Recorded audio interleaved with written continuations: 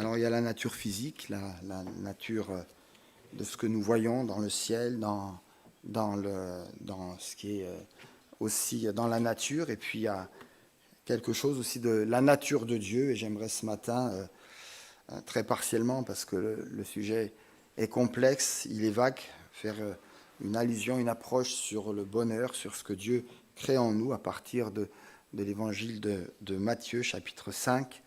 On est dans le sermon sur la montagne, ça va sur 2 chapitres, et on en dira quelques mots dans 15 jours. Mais j'aimerais ici reprendre avec vous ce début du chapitre 5. Mais avant, sans vouloir rallonger le temps de la prédication, j'ai fait un groupement de quelques images que j'ai trouvées sur Internet. Alors, sans commentaire, parfois il y a des textes. Voilà, ça va peut-être vous inspirer, vous n'allez peut-être pas être d'accord avec certains propos, mais c'est volontaire. Voilà. Et si vous vous reconnaissez, eh bien, tant mieux. Bon, ça c'est trop long à lire, mais voilà, c'est une histoire d'un couple très âgé qui finalement se retrouve dans un amour très profond. Chacun va vendre quelque chose parce qu'il y a un besoin particulier, mais je ne vais pas trop maintenant prolonger avec cela. Vous arrivez à lire, oui?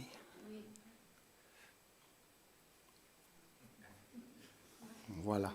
Si vous reconnaissez, j'ai dit, il n'y a pas de souci.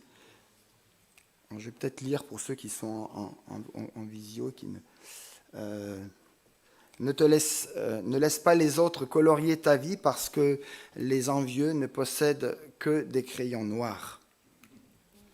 Là, c'est pareil, Florent Pagny qui, sur une de ses chansons, on ne le voit pas bien, mais voilà, c'est Florent Pagny qui est en lutte avec lui-même, avec la vie, avec des choses parfois limites, mais qui se pose aussi des questions. C'est intéressant de voir ce que les chanteurs, les poètes disent aussi. Rien n'est jamais fini, il suffit d'un peu de bonheur pour que tout recommence. Émile Zola. Je tourne la page, je passe à autre chose, je vais de l'avant. Le bonheur, c'est m'accepter tel que je suis. Parfois, on cherche le bonheur comme on cherche ses lunettes quand on les a sur le nez. Ça m'est arrivé quelques fois. Voilà, là, je me reconnais. Mais ce n'est pas moi sur la photo. On ne possède pas le bonheur comme une acquisition définitive. Il s'agit à chaque instant de faire jaillir une étincelle de joie. Ne l'oublions pas. Souris au monde et le monde te sourira, sœur Emmanuelle. Oh, qui sont beaux. C'est...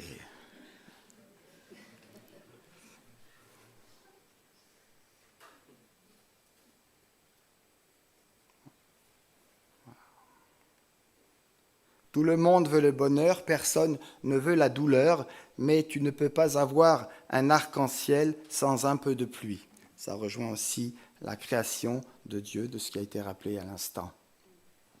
Voilà le chant de Christophe Mahé, où est le bonheur, hein, le bonheur, il est là. Je décide d'être heureux. Alors c'est un post-it qui a été collé, et puis voilà ce qui a été inscrit sur ce post-it. N'attendez pas que les orages passent, apprenez à danser sous la pluie. Celui qui sait se contenter sera toujours content. Le bonheur ne se cherche pas, on le rencontre, il n'est que de savoir le reconnaître et de pouvoir l'accueillir. Le bonheur n'est pas d'avoir tout ce que l'on désire, mais d'aimer ce que l'on a. Il n'y a pas de clé pour le bonheur, la porte est toujours ouverte. Bon, c'est intéressant, mais c'est trop long, je passe. J'ai beaucoup de problèmes dans ma vie, mais mes lèvres ne le savent pas, elles sourient toujours.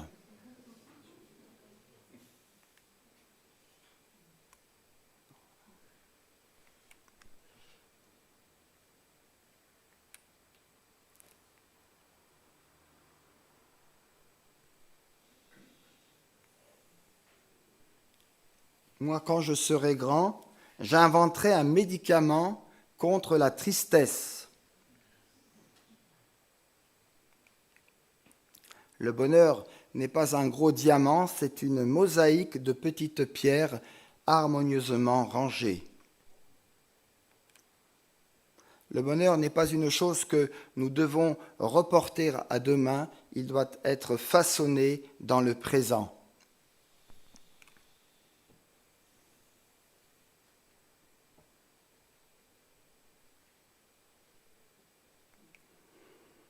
Si un œuf se brise par une force extérieure, tout est fini.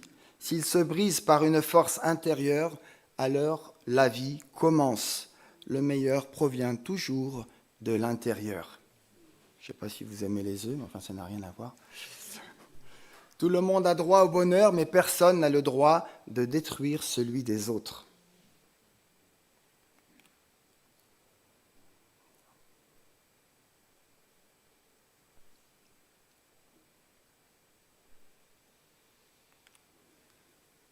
Le bonheur est la seule chose qui se double si on le partage. La plus belle mélodie est celle du bonheur partagé.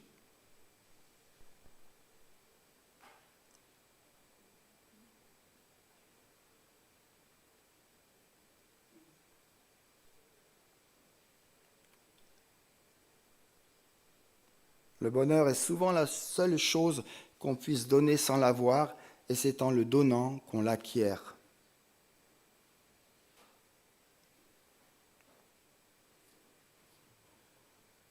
Ça, je le crois.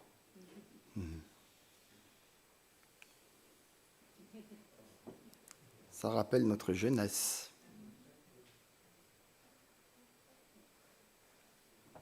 Oui, le bonheur et la grâce m'accompagneront tous les jours de ma vie et j'habiterai dans la maison de l'Éternel jusqu'à la fin de mes jours. Psaume 23, verset 6. Voilà, on va repasser maintenant à l'autre. Merci. Voilà pour une petite introduction. Je vous propose de lire maintenant le texte et puis ensuite de le survoler avec un titre, les béatitudes, secret du vrai bonheur. Matthieu chapitre 5, versets 1 à 12. Voyant la foule, Jésus monta sur la montagne. Il s'assit et ses disciples s'approchèrent de lui. Puis il ouvrit la bouche et se mit à les enseigner. Heureux les pauvres en esprit, car le royaume des cieux est à eux. Heureux ceux qui pleurent, car ils seront consolés. Heureux ceux qui sont doux, car ils hériteront la terre. Heureux ceux qui ont faim et soif de la justice, car ils seront rassasiés. Heureux les miséricordieux, car ils obtiendront miséricorde. Heureux ceux qui ont le cœur pur, car ils verront Dieu. Heureux ceux qui procurent la paix, car ils seront appelés fils de Dieu. Heureux ceux qui sont persécutés à cause de la justice, car le royaume des cieux est à eux. Heureux serez-vous lorsque on vous insultera, qu'on vous persécutera, ou qu'on répandra sur vous toutes sortes de mal à cause de moi. Réjouissez-vous et soyez dans l'allégresse, parce que votre récompense sera grande dans les cieux, car c'est ainsi qu'on a persécuté les prophètes qui vous ont précédés. Quelques mots d'introduction. En nous présentant le début de son évangile, le sermon sur la montagne, sermon qui nous décrit concrètement ce que signifie l'amour de Dieu et l'amour du prochain pour Jésus, mais aussi l'appel des disciples à sa suite. Matthieu, l'auteur ici de ce chapitre, nous sensibilise sur un enseignement décrivant le mode de vie propre au royaume de Dieu annoncé par Jésus. Il appelle des hommes et des femmes, une communauté de disciples décidés à mettre en œuvre son message. Jésus reste fréquemment un inconnu pour beaucoup, même pour ceux qui se disent croire en lui. C'était déjà vrai à son époque, c'est encore vrai aujourd'hui. On se fabrique alors un Jésus à son image, on recouvre son message subversif de religiosité, on le célèbre, mais sans le suivre véritablement. Pourtant, Jésus veut aller plus loin que la loi ancienne, celle qui s'exprimait par des termes négatifs. Tu ne feras pas ceci, tu ne feras pas cela. Les orientations que Jésus donne dans la Nouvelle Alliance font appel à la liberté de la personne et c'est ce que Jésus transmettra tout au long de son enseignement. Vous avez appris qu'il a été dit, mais moi je vous dis, ici une reprise de Matthieu 5, versets 38 et suivants. Le sermon sur la montagne décrit finalement la mentalité de l'Évangile. Dans la première partie, il présente sous forme de béatitude les interpellations permettant le royaume de Dieu à des personnes bien précises qui développent les attitudes, les personnes donc qui développent les attitudes intérieures nécessaires pour bien suivre Jésus. Cet esprit des béatitudes que nous découvrirons plus tard, Jésus le vivra tout au long de sa vie publique, soit dans ses paroles, soit dans ses paraboles, soit dans ses discours directs ou indirects, ou encore dans ses gestes. Les béatitudes nous disent alors quelque chose de Jésus. Pourquoi ? Parce qu'elles sont paroles vécues, expérimentées par celui-là même qui les a prononcées. Les béatitudes sont riches de la présence de Jésus parce qu'elles nous tracent son portrait dans ses attitudes, dans sa relation à Dieu et aux autres, devant telle ou telle circonstance de la vie, comme par exemple les afflictions, le deuil, la souffrance ou encore la persécution. Les béatitudes nous parlent donc d'une personne plutôt que des conseils à entendre ou des valeurs morales à suivre. En mettant ensemble chacun de leurs traits, les béatitudes dessinent aussi le portrait chrétien que nous sommes appelés à être et à vivre. Un programme donc actif qui débouche sur la vie de tous les jours, un code de vie pour former Jésus en nous, jusqu'à ce que nous soyons parvenus à la stature parfaite de Jésus-Christ. Éphésiens 4, 13. Par les béatitudes, Jésus, déjà, lors de son temps, a bousculé les valeurs des Juifs en apportant un enseignement nouveau, un message centré sur les attitudes spirituelles et non plus simplement sur des interdictions ou des exclusions, un programme d'une vie virtueuse avec des promesses concrètes de récompenses célestes. Nous pouvons dire que les béatitudes sont 9 paroles qui forment le code de la nouvelle alliance entre Dieu et les hommes. Et ces 8 paroles, Jésus va les incarner durant ces 3 ans de vie publique. Dans les béatitudes, il n'y en a pas une qui est plus importante que l'autre, une qu'on pourrait dire c'est la première et puis une qui serait ici la dernière. Elles s'imbriquent et elles s'impliquent toutes l'une par rapport à l'autre. Les 8 béatitudes de Matthieu sont toutes positives, aucune prescription négative. Elles constituent le code de l'amour à la lumière desquels nous pouvons nous examiner nous-mêmes, nos manquements, nos incohérences. C'est un programme finalement actif qui débouche directement sur la vie pratique de tous les jours. Un programme donc réaliste qui doit nous donner le goût de nous y mettre et de nous y mettre véritablement.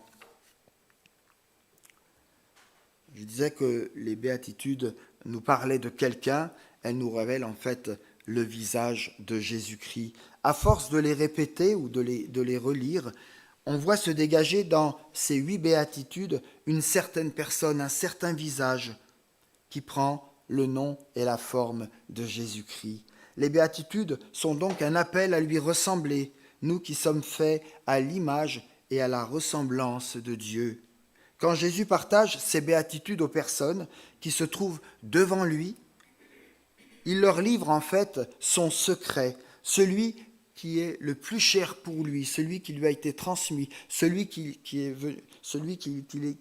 venu le transmettre lui-même. Et ce secret, eh bien, c'est de révéler le cœur de son Père, le cœur de Dieu même.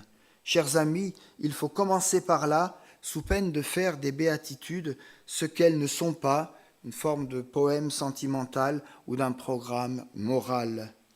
Nous ne sommes pas condamnés, comme certains l'ont pensé, à la résignation, mais à une révolution intérieure, où les choses doivent changer, où les choses ont commencé à changer, et j'ai envie de dire les églises aussi, toutes les églises. Qu'elles touchent notre cœur et notre esprit, les béatitudes, oui. Qu'elles nous invitent à changer notre façon de vivre, oui. Mais surtout, qu'elles permettent de reconnaître, de nous aider à reconnaître le Dieu dont elles nous parlent avec ses agirs et avec ses attitudes. Le message des béatitudes est un appel répété, quelque chose qui résonne et qui nous dit « va plus loin ». Continue encore, va plus profond, va plus profondément au cœur de la personne qui l'entend et le place au cœur même de sa vie. C'est une invitation à entrer dans un dynamisme enthousiasmant, mais peut-être parfois décapant et exigeant. Elles nous permettent de répondre à l'invitation du Seigneur « Soyez parfaits comme votre Père céleste est parfait ». Matthieu 5, 48. La formulation des béatitudes, reprise d'André Chouraki, exprime très bien cette invitation à la conversion, à cette marche qui est une dynamique de changement, de conversion, à un mouvement qui peut changer la réalité du malheur et la transformer en bonheur. Et voilà comment exprime André Chouraki les béatitudes, je les ai ici résumées. En marche, les humiliés du souffle, ici donc c'est les pauvres de cœur. En marche, les affamés et assoiffés de justice. En marche, les cœurs purs. En marche, les humbles ou les doux.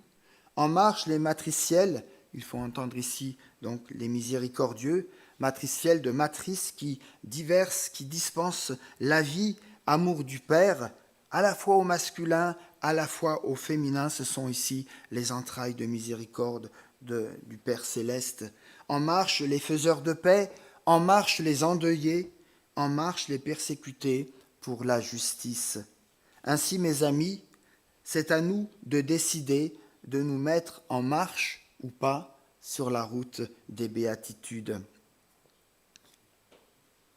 Du texte que nous venons de lire, qu'est-ce que je veux retenir ce matin? En lisant le texte des béatitudes à la manière de Matthieu, spontanément, quelle béatitude est plus facile à pratiquer pour moi, pour toi? Quelle béatitude est plus difficile à vivre, à expérimenter pour toi? Le bonheur. Le bonheur, le mot lui-même fait rêver. La plupart des téléromans, des films de cinéma, des littératures sont construites autour de ce rêve du bonheur. On l'a vu tout à l'heure dans les images avec quelques textes. Le bonheur toujours recherché, jamais pleinement atteint. Parfois, il nous paraît comme trop grand pour nous, ou alors trop étroit. D'autres fois, nous sentons qu'il nous irait comme un gant. Nous pleurons sur lui quand nous l'avons perdu. Nous l'espérons quand nous ne l'avons plus. Le bonheur, pas facile à définir tellement il est fait d'ingrédients différents et aussi d'exigences. Mais une chose est sûre, tous, nous cherchons à être heureux. Tous, nous avons soif de bonheur. L'idée de bonheur nous aide d'ailleurs à traverser le ou les déserts de notre vie. Le bonheur, alors, est une chose à obtenir ou un don à accueillir? On parle volontiers du bonheur comme s'il était derrière nous ou devant nous, mais souvent, c'est tout près de nous qu'il est. C'est ce que Christophe Maé a tenté de dire dans une de ses chansons. Il aime marcher à nos côtés sans se faire voir, sans dire un mot. Et si le bonheur était finalement à l'intérieur de nous-mêmes? Vous savez, il y a des petits et des grands bonheurs, comme de petites et de grandes joies. Savoir discerner et savourer les petits bonheurs, vont préparer à accueillir les grands bonheurs. Il se pourrait même que, peut-être, le grand bonheur, ou le plus grand des bonheurs, ne soit formé que d'une multitude de petits bonheurs. Dans la vie de chaque jour, eh bien, l'expérience nous apprend que le bonheur et le malheur cohabitent. Et la Bible le dit aussi. Notre vie est faite d'ombre et de lumière, de progrès et de recul, de joie, de peine, de succès, d'échecs, de jours heureux et de jours moins heureux. Notre malheur, c'est peut-être de ne pas voir nos petits bonheurs, et cette attitude devient souvent alors la source de beaucoup de nos tristesses ou de nos mélancolies ou encore de nos insatisfactions. Le bonheur est une source profonde, une aspiration profonde de tout être humain, un désir vital de la personne, le besoin le plus important du cœur humain peut-être. Sommes-nous condamnés alors au malheur ou promis au bonheur?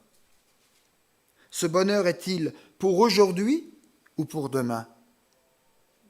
Sommes-nous convaincus que Dieu nous veut heureux? Dieu nous veut heureuses? Et si c'était Dieu lui-même qui avait ancré bien solidement ce désir en nous, ce besoin de bonheur en nous? Et s'il avait quelque chose d'ailleurs à nous dire à ce propos? Proverbe chapitre 16, verset 20, « Celui qui réfléchit sur les choses trouve le bonheur, et celui qui se confie en l'Éternel est heureux. » Mais alors, de quoi est-il fait ce bonheur? En regardant le monde dans lequel nous vivons, cette question demeure actuelle. Elle est peut-être plus pressante en ces temps d'inflation, de chômage, d'incertitude politique, de réchauffement climatique, d'inquiétude au sujet de l'avenir, de nos ressources de toutes sortes, des tensions internationales, etc. La liste n'est pas exhaustive. Le bonheur, en ces temps modernes, est mis finalement à rude épreuve. Les propositions de bonheur éphémères ne manquent pas.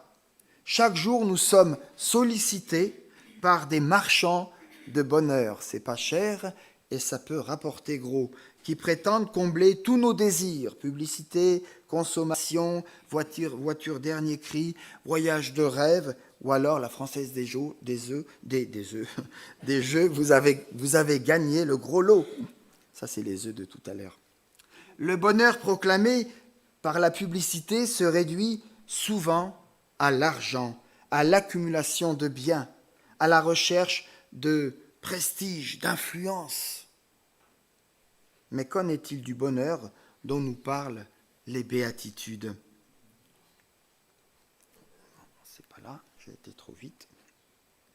Nous savons très bien que le bonheur dont il est question dans le texte de l'évangile de Matthieu ne correspond pas à la vision du bonheur véhiculée et étalée dans toutes les formes de propagande moderne caractérisées par l'absence de souffrance, de problèmes ou de malheur. Si nous nous questionnons sur le bonheur, d'autres l'ont fait avant nous. Entre autres, l'auteur du psaume 4, verset 7, qui s'interroge et qui dit « Qui nous fera voir le bonheur ?» Non, je ne sais plus où je suis, mais c'est pas grave. Et dans Job, chapitre 7, verset 7, « Ma vie est une corvée, le soir n'en finit pas, mes yeux ne verront plus le bonheur. » On a aussi Jérémie qui va dans ce sens. Les béatitudes que nous retrouvons aussi dans l'évangile de Luc, comme dans celui de Matthieu, viennent finalement de plus loin que les évangiles. Elles plongent leurs racines dans l'Ancien Testament. Au travers de toute la Bible, on compte une 50aine de ces béatitudes, dont 25 dans le seul livre des psaumes. Et je vous en livre ici quelques-unes. Non, c'est pas encore là, mais je sais pas, c'est pas grave. Encore peut-être. Voilà, merci. Heureux l'homme qui ne prend pas le parti des méchants. Psaume 1er, psaume 83 ou 84. Heureux les habitants de ta maison, ils te loueront sans cesse. Heureux les hommes dont la force est en toi, Seigneur. Psaume 94. Heureux l'homme que tu corriges. Psaume 106, heureux ceux qui observent tes commandements. Psaume 112, heureux l'homme qui s'appuie sur le Seigneur, et il y en a encore tant d'autres. Jésus, en nous présentant le programme des béatitudes, a répondu à cette question que les personnes de tous les temps et de tous les âges se posent. Qui nous fera voir le bonheur ? Jésus nous a donné la façon, le moyen, selon lui, de réussir sa vie, de posséder le vrai bonheur pour que notre vie et notre existence humaine aient un sens. En disant heureux, il faudrait traduire aussi en marche ou en mouvement, Jésus constate et proclame le bonheur de la personne que la béatitude décrit ici ou là. N'oublions pas qu'au cœur de la vie de Jésus, au cœur de son message, de ses gestes, de ses compassions, il y a la personne. C'était des foules, c'était des hommes, c'était des femmes, c'était des enfants. C'est nous ce matin, ici, rassemblés. Il y a la personne aimée de Dieu. Pour Jésus, la personne passe avant tout, avant la loi, avant les commandements, avant les institutions. Les béatitudes ne se comprennent qu'à partir de ce centre, et le centre, c'est la personne. Le bonheur annoncé dans les béatitudes provient de la certitude que la personne est au bénéfice de la présence aimante de Dieu, mais aussi de la promesse qu'elle sera pleinement comblée lors de la réalisation totale et définitive de ce royaume, déjà là et encore à venir. Le bonheur annoncé dans les béatitudes est une véritable joie parce qu'elle est fondée sur la foi, au moins sur deux choses, en l'accomplissement bienveillant de Dieu et sur une espérance en la pleine réception de ces biens du royaume que nous recevons déjà et que nous recevrons pleinement et totalement dans son royaume, dans sa présence. Cette joie résulte d'un état d'harmonie avec Dieu, avec les autres et avec soi-même. Dans l'évangile de Matthieu, les béatitudes supposent un appel à se mettre dans les dispositions nécessaires pour bénéficier du don et de la promesse, et par le fait même de goûter à la joie des béatitudes. Les destinataires sont heureux parce qu'ils se laissent transformer intérieurement par les valeurs que décrivent ce royaume. Matthieu cherche à améliorer les dispositions intérieures des chrétiens. Il veut les assurer de la présence et de la promesse de Dieu dans la réalité qu'ils sont en train de vivre. Le bonheur dont parlent les béatitudes est un bonheur qui vient à nous, non un bonheur produit par nous. Il n'exclut pas la privation ni les souffrances. Que veut dire alors exactement Jésus en disant « heureux » dans les évangiles? Lorsque ce terme « heureux » est employé, ce n'est pas pour dire « heureux serez-vous si vous faites ceci ou cela », mais pour exprimer un accord, une joie. Vous qui êtes doux, vous avez le bon filon, vous détenez le secret du bonheur. Jésus proclame que tous ceux-là qui vivent des béatitudes, eh bien, détiennent à la fois le secret du bonheur de la personne et la vraie solution de la collectivité, de la communion fraternelle. Le bonheur vrai et durable qui s'inscrit au plus profond de nos vies, de nos personnes, est fait aussi du bonheur des autres. Une approche donc communautaire aussi.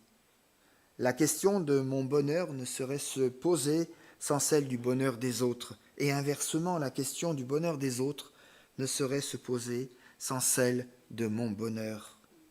Chers amis, il nous faut lire les béatitudes selon ces deux registres, pour y trouver non pas des principes moraux externes, mais une impulsion de vie pour notre expérience, notre existence personnelle et pour notre existence aussi sociale avec les autres. Avec les béatitudes, Jésus est explicite, heureux êtes-vous.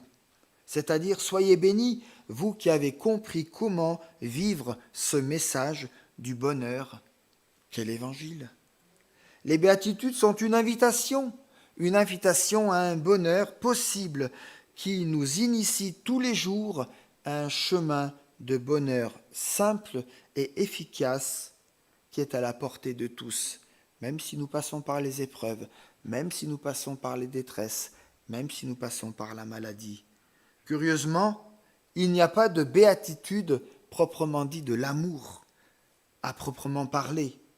On aurait pu s'attendre à cette béatitude, par exemple, « Heureux ceux qui aiment, car ils seront de Dieu ». Et pourtant, l'amour est et reste la base de chaque béatitude. Quand Jésus invite au bonheur, c'est au prix d'un retournement profond de nos attitudes et de la conversion à un bonheur différent. Jésus n'a pas triché avec la condition humaine. Il en connaît toutes les pauvretés et toutes les inquiétudes. Il n'a pas cherché à nous endormir ici ou là avec des promesses d'un bonheur acquis à bon marché. Non, le bonheur qu'il propose passe aussi et souvent par des chemins difficiles. Mais il est déjà offert et donné à tous ceux et à toutes celles pour qui le royaume existe. Les pauvres, les purs, les affligés, les faiseurs de paix, les humbles, les miséricordieux, c'est pour eux que Dieu offre un bonheur à la mesure de son cœur. Alors pour terminer, je vous propose de réfléchir avec ces questions que je vous laisse comme un temps d'intégration, de réflexion, quelque chose qui va nous accompagner. Qu'est-ce que le bonheur pour moi aujourd'hui ? Le bonheur des attitudes, des béatitudes, mais c'est peut-être, attitude. Fait-il partie de mes certitudes en tant que chrétien, chrétienne ? Suis-je prophète de bonheur ou prophète de malheur ? Ou encore un perturbateur, pour ne pas dire un destructeur de bonheur ? Est-ce que je sais accueillir les petits bonheurs de chaque jour ? J'ai du mal, moi, personnellement. Quel est le dernier petit bonheur que j'ai accueilli et quel nom porte-t-il ? Frères et sœurs, c'est chaque jour que nous devons apprendre à lire et à vivre l'Évangile dans l'esprit de celui qui l'a vécu devant les hommes. Jésus-Christ nous a ouvert la voie du bonheur pour qu'au travers de ses béatitudes, nous puissions le contempler dans toute sa personne. À nous de choisir, par la grâce de Dieu, par le secours de son Saint-Esprit, de lui ressembler, conscients que nos imperfections et nos limites sont là, mais heureux de pouvoir nous reposer sur la puissance de sa manifestation, de sa grâce et de sa compassion qu'il nous offre encore ce matin et qui est là pour chacun, pour chacune. Alors que Dieu nous bénisse, que Dieu nous enveloppe de sa grâce, que Dieu nous propulse sur ce chemin du bonheur dans les jours et dans les semaines qui viennent. Amen. Voilà, je vous propose...